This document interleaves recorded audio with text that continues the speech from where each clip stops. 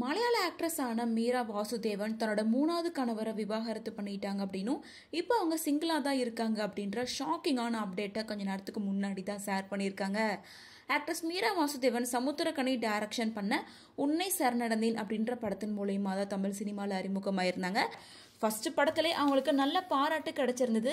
சிறந்த நடிகைக்காக தமிழ்நாடு அரசோட விருதையும் வாங்கியிருந்தாங்க. அதுக்கப்புறமா அறிவுமணி, ஜெர்சி, கத்திக்கப்பல், ஆட்டநாயகன், குமரி பெண் உள்ளத்திலே உள்ளிட்ட பல தமிழ் படங்கள்ல நடிச்சு பாப்புலர் ஆயிருந்தாங்க.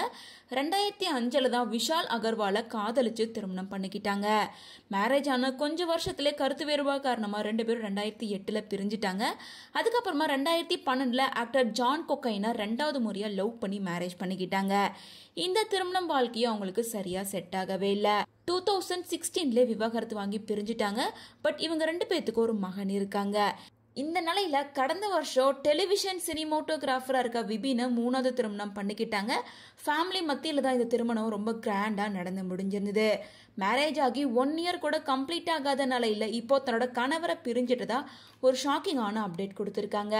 ஆக்ட்ரஸ் மீரா வாசுதேவனா இந்த விஷயத்த எல்லாருக்கும் கிளியர் பண்ணிக்கணும்னு நான் நினைக்கிறேன். இப்போ நான் சிங்கிளா இருக்கேன். ஆகஸ்ட் 2025 இருந்தே நான் சிங்கிளா தான் இருக்கேன். இந்த மூமெண்ட்காக தான் நான் வெயிட் பண்ணேன். இப்போ ரொம்ப பீஸ்ஃபுல்லாகவும் ஒண்டர்ஃபுல்லாகவும் என் லைஃபை நான் வாழ்ந்துட்டு இருக்கேன் அப்படின்னு சொல்லிட்டு இந்த போஸ்ட்டை கொஞ்ச நேரத்துக்கு முன்னாடி தான் ஷேர் பண்ணியிருக்காங்க. இதை பார்த்த ரசிகர்கள் பலருமே 3 திருமணம் பண்ணியும் தொடர்ந்து விவாகரத்து பண்ணிட்டே இருக்கீங்களே, கொஞ்சமாவது உங்களோட பேபியை பத்தி யோசிச்சிங்களா அப்படின்னு சரமாரியா கேள்விகள் கேட்டுட்டு இருக்காங்க. முன்னாடி இவங்களுக்கு 3வது முறையா திருமணம் ஆயிருக்கு அப்படின்ற விஷயம் சோசியல் மீடியால வைரலானப்ப ஆக்ட்ரஸ் வனிதாவியை இவங்க ஓவர்டேக் பண்ணிடுவாங்க போல இருக்கே அப்படின்ற மாதிரி பலருமே கமெண்ட் பண்ணிட்டு இருந்த நாளையில இந்த திருமணமும் அவங்களுக்கு விவாகரத்திலே முடிஞ்சிருக்கு.